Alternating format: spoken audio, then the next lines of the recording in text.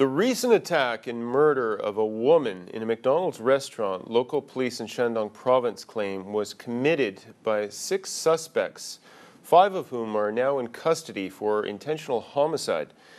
Another suspect, who is under the age of criminal responsibility, will be dealt with separately. They are said by Xinhua News Agency to be members of a heretic sect. The victim, surnamed Wu, was beaten to death on Wednesday night at a McDonald's outlet in Zhaoyuan city after she refused to give her telephone number to the suspects, who were allegedly trying to recruit new members for their religious sect. Local police arrived at the scene 4 minutes after they were tipped off and captured the suspects in the act. Wu, the mother of a 7-year-old boy, was rushed to hospital but later succumbed to her injuries. Online videos showed the suspects beating Wu with chairs, then with an iron-handled mop, leaving her lying in a pool of blood. The suspects include the man named Zhang Lidong from Hebei province, his 2 daughters and a son, as well as 2 women surnamed Zhong and Liu. All of them are members of the cult Quannengshen, or Almighty God.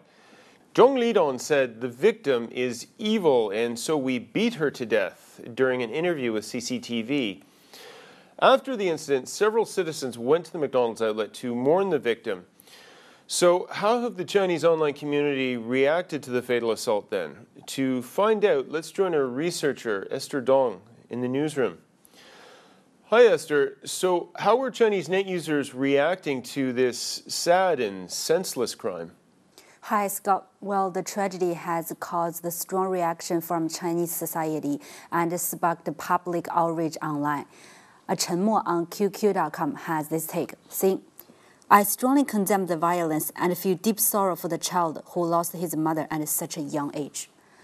And He Mengxiang Bai Bai says, "So cruel the attackers are to destroy an innocent human life. They have totally lost all humanity. They deserve severe punishment with no mercy." And Zhi Zhishou says ironically, "I just condemn these criminals to death. Anyway, the God they worship will save them." And Liu Xuesong remarks, "This is indeed a violent crime committed by an organized and obstinate gang. The insolent fatal assault reminds the authorities that dead zones still exist in fights against terrorism and violence." And Tian Shangyun says, "I suggest we launch a nationwide crackdown on heretic sects and wipe out the vicious power in society." And Ling Yang agrees, saying, "The cults endanger society and are a plague on humankind. We should stand firm in the fight against them." Most religions worldwide have been at the heart of massive, senseless violence and death throughout history, making it very difficult to understand or logically have any respect for them. What is shocking to the sane about this incident is that the lead attacker, Zhang Lidong, has neither regret for the crime nor any respect for the law. He even said he felt great about the violent act. So how do cults such as this Almighty God manage to infiltrate and turn the members into demons from the minds of China's online community? Well, firstly, I'd like to offer you some information about Almighty God. It is a particularly virulent cult that started in central China and spread overseas. The Chinese government banned it as a cult in 1995 due to a series of appalling illegal activities the group conducted. The country has actively tried to suppress it, and its founder, Zhaoyuan, fled to the U.S. The group is believed to employ extreme methods to attain converts.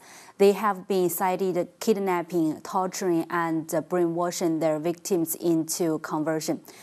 Even cruel means are applied to those who refuse the dogma or intend to quit. Some net users have shared their thoughts about the means adopted by such.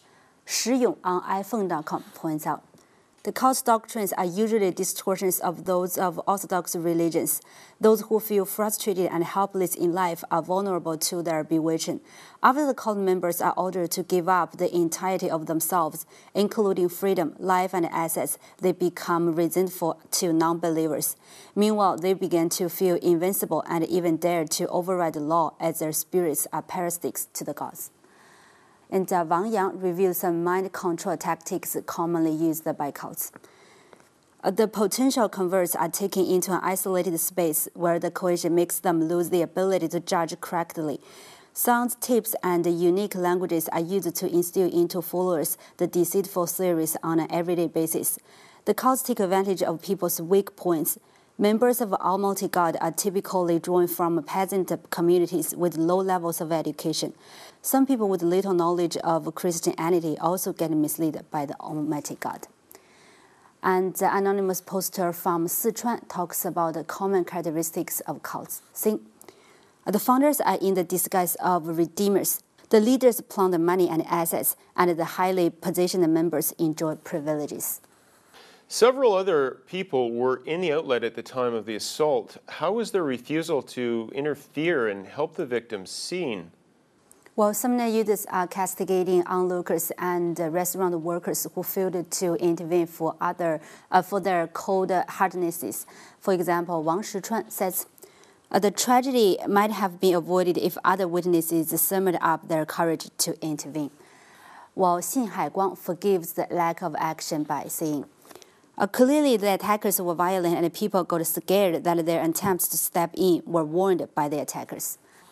And this poster named Cai Rang Duo Ji has this concern. I didn't want the onlookers to court death, but they would have figured out a smart way to help instead of doing nothing. There are also discussions online about the liability of the McDonald's outlet for failing to stop the violence, even though one of its staff got injured while attempting to intervene. This poster, 天使在人间, on Weibo.com argues, if the victim was a relative of the McDonald's staff, the workers wouldn't have been so indifferent. I will avoid McDonald's from now on. While this poster, 清洁工, argues, related law interpretations say the security obligator should be responsible for the supplementary compensation if it has faults in preventing or stopping the harm. After all, the business operators are not as capable as public security organs for stopping violations. If the McDonald's staff rashly fought with the attackers, it might have only resulted in more casualties. Thanks, Esther. That was Chinese researcher Esther Dong with a look at the senseless and brutal murder of a woman in a McDonald's restaurant by religious fanatics, Almighty God. Next up on China Take, some of the top trending phrases on China's most popular search engines.